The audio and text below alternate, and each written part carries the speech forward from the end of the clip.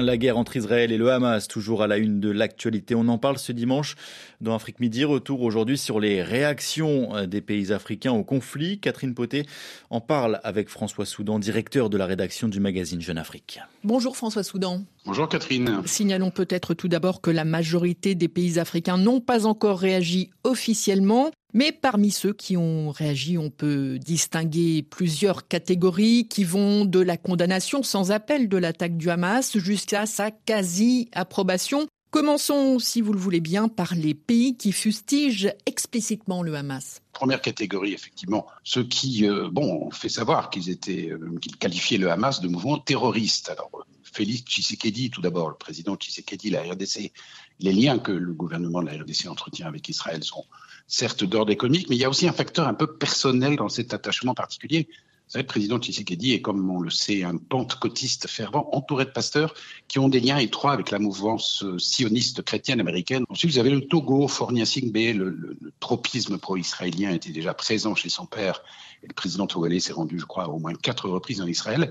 Autre proche des dirigeants israéliens, le Kenyan, qui était d'ailleurs en visite à Tel Aviv quelques jours avant le 7 octobre, et qui s'est fait le défenseur du droit d'Israël à riposter. Les liens ici sont économiques, mais aussi sécuritaires. Il y a des conseillers israéliens qui sont présents aux côtés de l'armée kenyane dans la lutte contre les Shebabs. Et puis il y a Paul Biya, le président camerounais, qui a personnellement écrit à son homologue israélien Isaac Herzog pour lui assurer de son soutien. On sait, Catherine, que le système sécuritaire qui protège le président camerounais depuis la tentative de coup d'État en 1984 est formé et encadré par des experts israéliens.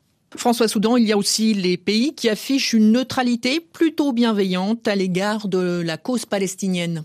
Oui, ils condamnent les violences des deux camps, ils appellent à la paix, mais avec un argumentaire qui est celui de l'ONU, avec la solution à 2 États, fin de la colonisation, respect du droit international, qui ne convient pas vraiment à Israël.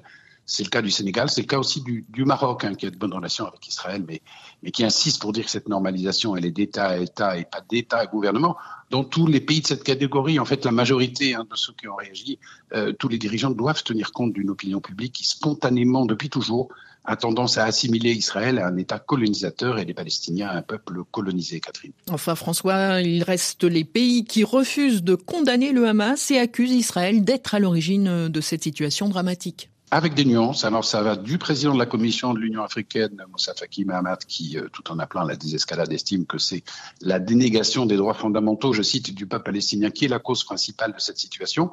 Même position de la part des gouvernements mauritaniens, zambiens, djiboutiens, et position maximaliste, si on peut dire, de la part de la Tunisie, par exemple, où depuis lundi, on hisse le drapeau palestinien, on chante son hymne dans les écoles, de l'Algérie, où le ministère des Affaires étrangères fustige, je cite, l'escalade des agressions sionistes, et de l'Afrique du Sud, où l'ANC, le parti au pouvoir, estime que le raid meurtrier du Hamas est, je cite encore, une décision attendue des Palestiniens qui répondent à la brutalité d'un régime d'apartheid. Cette assimilation entre la politique de l'État d'Israël vis-à-vis des Palestiniens et le système d'apartheid, c'est un marqueur systématique de la part de l'ANC, et cela depuis Mandela lui-même, Catherine. Merci François Soudan.